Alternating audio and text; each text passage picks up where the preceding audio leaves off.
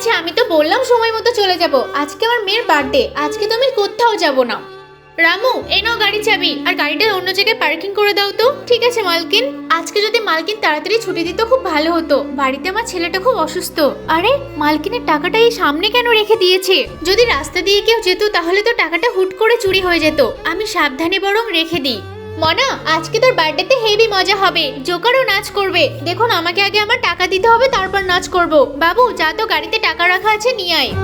মা, গাড়িতে তো কোনো টাকাই নেই। কি টাকা নেই মানে এটা কি? আমি গাড়ির সামনেই তো রেখেছিলাম। আরে সত্যিই তো, এখানেই তো টাকাটা ছিল, গেল কোথায়? দুর্গেশ, কি হয়েছে মালকিন? এই গাড়ির সামনে টাকা রাখা ছিল, তুই চুরি করে নিয়েছিস? তাহলে তোর এত বড় সাহস? মালকিন, আপনার কোথাও ভুল হচ্ছে। আমি কেন টাকা চুরি করব? আমি তো গাড়ির সামনেই ভালো করে রেখে দিয়েছি। হ্যাঁ মা, এর ভিতরেই তো ছিল টাকাটা। আরে এটা আমি কি করলাম? দুর্গেশ, তুমি রাগ করো না। বড়লোকদের কাছে গরিবরা কখনো সম্মান পায় না, এটাই তার প্রমাণ পাওয়া গেল আজকে।